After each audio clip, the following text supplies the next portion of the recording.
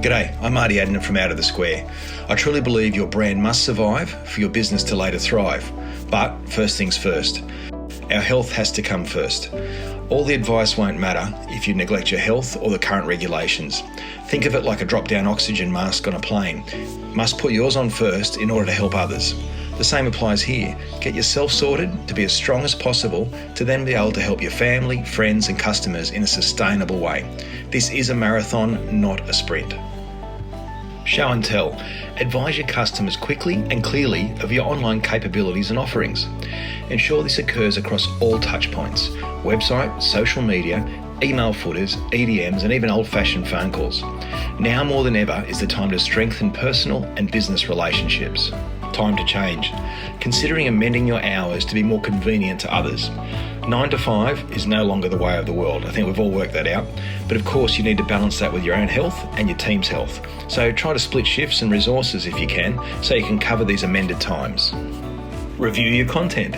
Consider the context and tone of your current marketing material if you haven't already. Perhaps review certain words may have been used that have double meanings and might be insensitive at times like this, like protection, checkup, virus and prevention. Regularly update your content to be helpful too. Advise of changes in hours, new services and updated delivery methods. Also, just review and check the appropriateness of some of your imagery that you might have out there. Ensure that it doesn't use references to large groups or currently incorrect human interactions. Don't go silent. Although you're juggling a lot, it is vital to your staff and your own livelihood to maintain a level of brand presence. Pausing or radically reducing your marketing to save money could be counterintuitive and could contribute to a downward spiral. Sure, you may need to lessen it and tackle it differently, but going silent to save money could lead to the perception that you are shut or in decline, leading to people maybe steering clear of you and your brand to prevent any risk to their own services. Be transparent. Reducing hours and standing people down for a period is gut-wrenching to any business owner. It may feel or be perceived by your team irresponsible to continue a level of marketing spend at this time, but falling silent could lead to an increased rate of layoffs. So, empathetically, explain to your team where your logic stands. No one wants to be where we currently are, but if they know you are genuinely trying to help and you explain your actions along the way, you will receive a much greater level of team support. Cash flow. Talk to your marketing providers or current agency in regards to staged payments. This approach could help yourself and them. This trickle of cash flow in and out rather than lump sums on completion could help both parties. Something is better than nothing, and this helps share the load. Keep it real.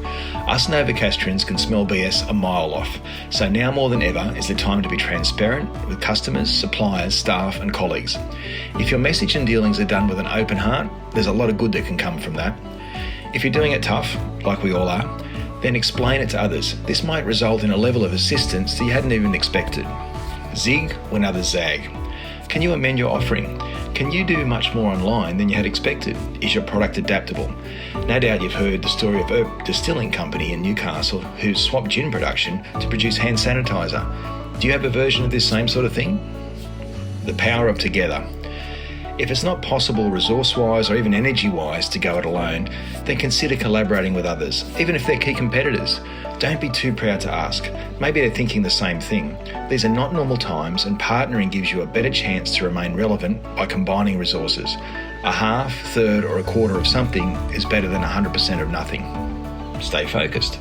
Your existing customers deserve your attention. They know you best and you know them. You may even be able to help each other survive. Is there a pain point in their business you haven't yet uncovered, but with discussion could find and adapt your services to help? For example, as a creative agency, we have tech-savvy operators working daily on computers. We could perhaps offer their services to help customers understand how to use and set up Zoom and Microsoft Teams.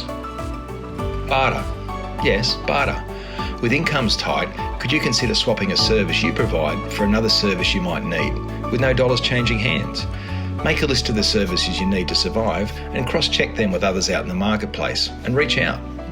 Give back if you can. Who truly knows where this will end? So if you have capacity, give back where you can to support other hunter businesses and people. It does make sense to ensure your own survival first, but it's important other complementary businesses are also around when we get to the other side. If you can help an organisation, community need or an individual in any way whatsoever, do it. From a toilet paper roll to a business loan, Newcastle will be a better place as a whole if we do. Thank you.